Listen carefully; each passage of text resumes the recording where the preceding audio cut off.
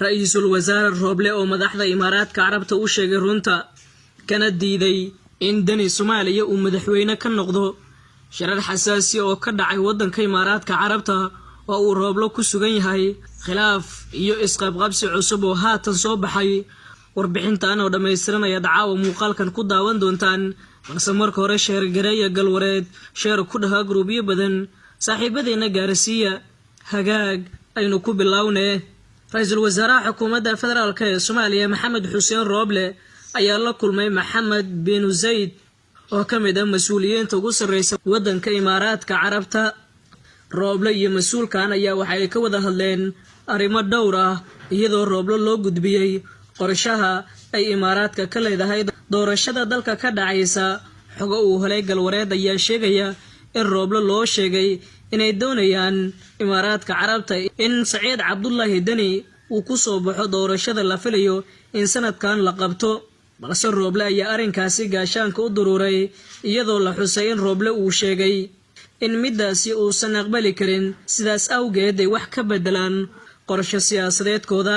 Dani oo hogaamiya maamulka Puntland ayaa la sheegay inuu yahay musharax madaxweyne walow uu haatan si toos ah ugu dhawaaqan musharaxnimadiisa. waxaa la sheegay inuu leeyahay qorshayaal fara badan oo aan wali u suuragelin, isagoo markay wax isugu toosaan si toos ah ugu dhawaaqi doona.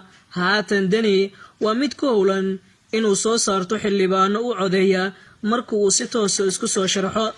Axmed Madoobe oo ay Dani yihiin saaxiibo in badan isla qaraabta ayaa isna u soo saaraya xildhibaano Dani u codeeya. waa labada maamul ee kaliya ka goostay filla Soomaaliya ee soo saaranaya xildhibaano ayaga ay wataan, iyadoo maamulada kale ee dalka ka jira la sheegay doorashooyinka ka socda in badi ay ku soo baxayaan xildhibaano taageersan nabad iyo nolol, taas oo la sheegay in filla Soomaaliya ay wadato.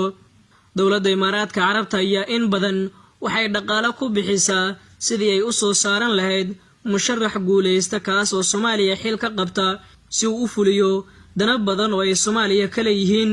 Saciid Cabdullaahi Dani iyo Axmed Madoobe ayaa in badan waxay safaro ku tagaan wadanka Imaaraadka Carabta iyagoo in badan dhaqaale ka hela wadankaas, kuwaasi oo loo siiyo si ay ugu soo horjeestaan dowladda oo ay mucaarad ugu noqdaan. labadan mas'uul ayaa sanadihii la soo dhaafay waxay ahaayeen kuwa inta badan ka soo horjeeda filla Soomaaliya. tallaabada uu qaaday Rooble ayaa la sheegay inay tahay mid ku habbooneed waqtigan maadaama dalka uusan hogaamin karin siyaasi ay wadato dowlad gaar ah oo ka leh dana gooni ah. waxaa sidoo kale la sheegay in haatan dalka Imaaraadka uu Rooble iyo madaxda wadankaasi ku leeyihiin shirar xasaasi ah oo isdaba joog ah ka oo looga arinsanayo sidii Rooble arrinkan looga dhaadhicin lahaa. walow uu ku adkeysanayo ra'iisul wasaaraha xukuumadda xilgaarsiinta Maxamed Xuseen Rooble go'aanka diidmada ah ee uu ka qaatay arrinka markii hore ee loo soo bandhigay. qorshahan haddii uu aqbalo Rooble waxay noqon doontaa mid keenta colaad iyo magaalada Muqdisho oo mar kale dagaal ka dhaca, doorashada oo xumaata iyo wadanka oo loo horseedo burbur iyo barakac.